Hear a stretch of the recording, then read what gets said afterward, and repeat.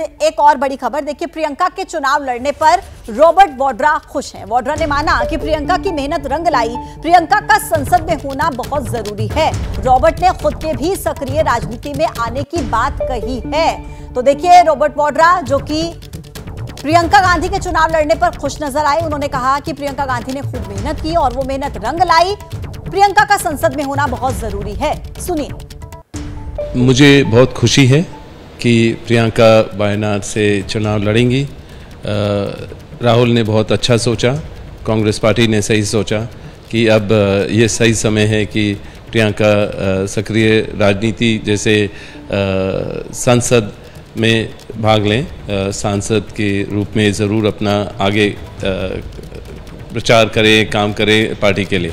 जब भी किसी ने मेरे से पूछा कि आप कब कदम लेंगे और पार्लियामेंट में या संसद में कब आएंगे, तो मैं हमेशा बोलता था कि पहले मैं चाहूँगा कि प्रियंका भाग लें और वो सांसद बने, उसके बाद मैं ज़रूर आगे बढ़ूँगा। मेरी तो मेहनत जारी रहती है और फिर मैं भी भाग लूँगा। जैनेंद्र, दो बड़ी बातें जो रॉबर्ट वाड्रा की तरफ से कही गई, एक तो ये कि प्रियंका का संसद में होना जरूरी, और दूसरी बात का उन्होंने जिक्र किया कि मैं भी अब सक्रिय राजनीति में आऊंगा, आगे बढ़ूंगा। इसके क्या मायने समझे जाएं? क्या कोई बड़ी जिम्मेदारी रॉबर्ट वाड्रा भी संभाल सकते हैं?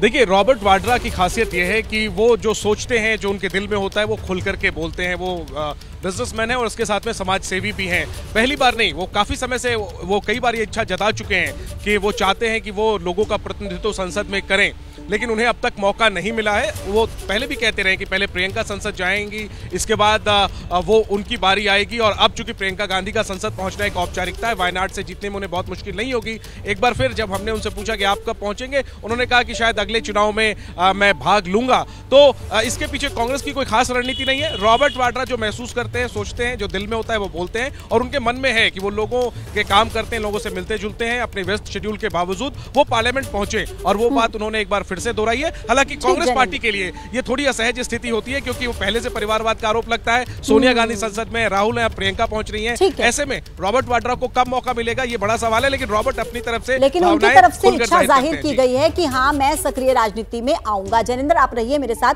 लेकिन देखिए, ऐसे में एक सवाल ये उठता है कि राजनीति में प्रियंका गांधी वाड्रा अब तक कितनी सफल रही हैं, उनकी तरफ से क्या क्या अभी तक किया गया सक्रिय राजनीति में, उसकी डिटेल जानकारी आपके सामने। देखिए, 2020 में उत्तर प्रदेश में प्रचार की कमान प्रियंका गांधी ने संभाली। 2022 विधानसभा चुनाव के लिए भी प्रियंका गांधी ने खूब मेहनत की थी। 2022 में लड़की हूं, लड़ सकती हूं कैंपेन को उन्होंने चलाया, लेकिन कांग्रेस सिर्फ 2 ही सीटें जीती, केवल 2.3% वोट मिले। यानी कि मेहनत तो की, लेकिन नतीजा बहुत ज्यादा अच्छा नहीं मिला।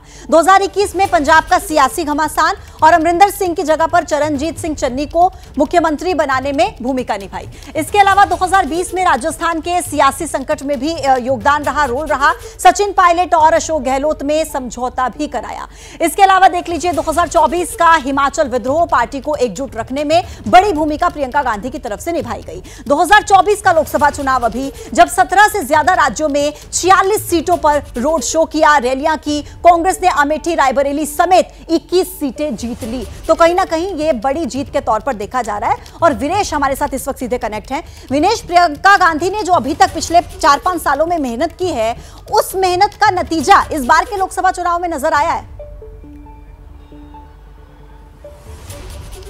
लेकिन जिस तरीके से जो बैकग्राउंड तैयार किया प्रियंका गांधी ने, और जो कोशिश उनकी लगातार जिले जिले जाकर और निरंतर जो यहाँ के मुद्दे रहे उनको प्रियंका ने उठाया, और उस आधार पर इस बार जब 24 का गठबंधन हुआ समाजवादी पार्टी और कांग्रेस के बीच में, उसका फायदा निश्चित रूप से परिणाम ही परिलक्षित कर रहे हैं, इस बात को बयां कर रहे हैं। और पार्टी के नेताओं का उत्साह इस बात को बयां कर रहा है। और अखिलेश और राहुल गांधी ने जो रायबरेली की सीट को अपने पास रखा है, ये भी इस बात का द्योतक है कि रायबरेली ने जिस तरीके से राहुल गांधी को रिकॉर्ड मतों से, जिसकी उम्मीद कांग्रेस पार्टी ने भी नहीं कर रखा था, उन मतों से जिताया है। ऐसे में प्रियंका गांधी को जब से यहां प्रभार दिया गया, जिले जिले जाकर बहुत सारे ऐसे प्रासंगिक मुद्दे थे जो विपक्ष को उठाना चाहिए था, जो अखिलेश यादव और अन्य दलों के लोगों ने नहीं उठाया, उन इलाकों में जाकर प्रियंका गांधी ने होमवर्क किया और पार्टी के नेताओं को जोड़ने का और पार्टी से और संबद्ध करने का, पार्टी को एक ऑक्सीजन देने का काम प्रियंका गांधी ने किया था। उसका फायदा निश्चित रूप से इस चुनाव में मिला है और पार्टी खड़ी हुई है। जब वायनाड में वो उपचुनाव लड़ेंगी तो क्या उसका एक बेनिफिट उनके सामने आता है या फिर नहीं आता?